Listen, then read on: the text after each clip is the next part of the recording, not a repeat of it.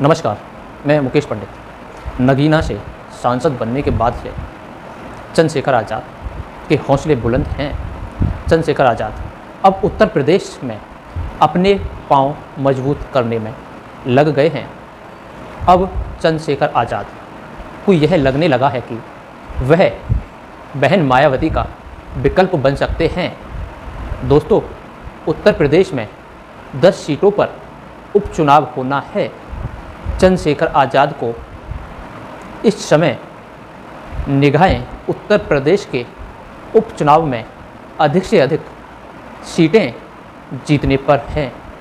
ऐसा इसलिए कह रहे हैं कि चंद्रशेखर आज़ाद ने अधिकतर सीटों पर अपने प्रभारी नियुक्त कर दिए हैं और साथ ही साथ चंद्रशेखर आज़ाद ने संकेत दे दिए हैं कि उत्तर प्रदेश के उपचुनाव में चंद्रशेखर आज़ाद अपने प्रत्याशियों को मैदान में उतारेंगे। जिस तरह से चंद्रशेखर आज़ाद ने अपने प्रभारी नियुक्त किए हैं, उससे बीजेपी की टेंशन बढ़ी हुई है तथा वहीं पर समाजवादी पार्टी की भी परेशानियां बढ़ रही हैं। तथा सबसे बड़ी बात तो यह है कि बहन मायावती की समस्याएं कम होने का नाम नहीं ले रही हैं। एक तो मायावती पहले से ही निष्क्रिय हैं तथा वहीं दूसरी ओर चंद्रशेखर आज़ाद सक्रिय राजनीति कर रहे हैं तथा उनकी लोकप्रियता बढ़ती जा रही है। जिस तरह से चंद्रशेखर आज़ाद ने नगीना लोकसभा की सीट जीतकर सीट 1.5 लाख के मार्जिन से जीती है, वहाँ नगीना की सीट जहाँ पर 22% दलित वोटर थे, यह तो है कि दलित के बीच चंद्रशेखर आज़ाद की लोकप्रियता बहुत तेज़ी से बढ़ती जा रही है तथा कुछ ऐसा लगता है कि कुछ सीटों पर चंद्रशेखर आज़ाद ने सपा बसपा बीजेपी का खेल बिगाड़ देंगे। वह कौन कौन सी सीटें हैं जिन पर चंद्रशेखर आज़ाद ने अपने प्रभारी नियुक्त किए हैं, हम आपको उनके नाम भी बता देते हैं। गाज़ियाबाद की शहर सीट पर उपचुनाव होना है। गाज़ियाबाद की शहर विधानसभा सीट पर चंद्रशेखर आज़ाद ने अपने जो प्रभारी बनाए हैं, उनमें पहला नाम कपिल आज़ाद, दूसरा नाम अमित गुर्जर का है, वहीं तीसरा नाम तालिब चौधरी है और चौथा नाम मोहम्मद इकबाल को प्रभारी बनाया गया है। जबकि मुरादाबाद जिले की कुदकुरी विधानसभा सीट पर भी उपचुनाव होना है। विधानसभा की इस सीट पर जो प्रभारी बनाए गए हैं, अच्छन अंसारी, संजीव सागर, राजेंद्र सिंह गुजर बाबू, सरफरात अली, पुष्पेंद्र सिंह राणा को मुरादाबाद की कुंदर की विधानसभा सीट से प्रभारी बनाया गया है। मुजफ्फरनगर की मीरपुर विधानसभा सीट पर चंद्रशेखर आज़ाद के द्वारा बनाए गए प्रभारी खुर्शीद मंसूर, नीतू सिंह, दीपक राणा, राकेश मौर्य को मीरपुर सीट पर प्रभारी बनाया गया है। वहीं अलीगढ़ जिले की खैर विधानसभा की सीट पर चंद्रशेखर आज़ाद ने चौधरी महेंद्र सिंह, राम गोपाल मानव, बिक्की आज़ाद वहीं तथा मोहम्मद फुरकान नूर को प्रभारी बनाया गया है। इन सीटों पर उपचुनाव होना है। उपचुनाव को ध्यान में रखते हुए प्रभारी बनाए हैं। चंद्रशेखर आज़ाद ने एक मैसेज दे दिया है, अब वह अपनी पार्टी का विस्तार करने पर ध्यान देंगे।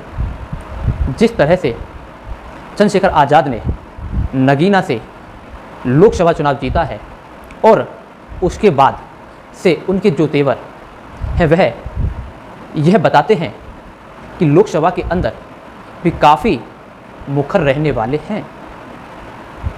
चुनाव जीतने के बाद से ही चंद्रशेखर आज़ाद ने पुलिस वालों के लिए भी 1 हफ्ते में 1 दिन की छुट्टी और साथ ही 8 घंटे की नौकरी और वेतन की विसंगतियों को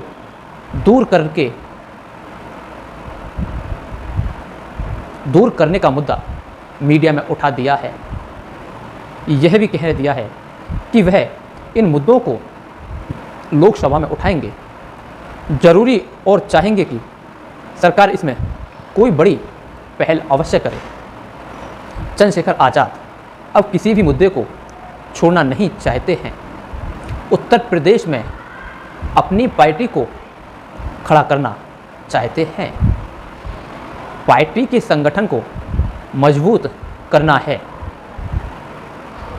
चंद्रशेखर आज़ाद की पार्टी से जुड़े लोग या सूत्रों का यह बात माने या जो उनका कहना है उनको माने तो चंद्रशेखर आज़ाद 2027 के विधानसभा चुनाव की बड़ी तैयारी में जुटे हैं।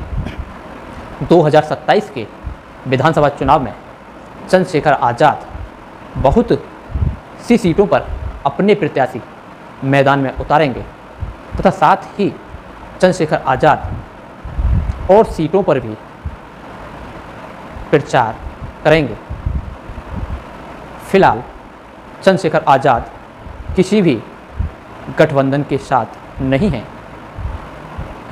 एनडीए गठबंधन और इंडिया गठबंधन के साथ जाने से फिलहाल मना कर रहे हैं या मना कर दिया है। वहीं पर कांग्रेस की बाराबंकी से सांसद तनुज पुनिया ने चंद्रशेखर आज़ाद को यह ऑफ़र भी दिया था कि वह इंडिया गठबंधन के साथ आ जाएं। फिलहाल चंद्रशेखर आज़ाद ने इस ऑफ़र पर कोई भी किसी भी प्रकार की कोई प्रतिक्रिया नहीं दी है। फिलहाल चंद्रशेखर आज़ाद का रुख साफ है कि वह पहले अपनी पार्टी में संगठन को मजबूत करेंगे। फिलहाल जहाँ जहाँ पर यूपी में चुनाव होंगे वहाँ पर अपने प्रत्याशी उतारेंगे। तो नुकसान किसका होगा? बहुजन समाज पार्टी, मायावती या फिर कहें समाजवादी पार्टी या अखिलेश का, या फिर कहीं भारतीय जनता पार्टी का तो नुकसान नहीं होगा।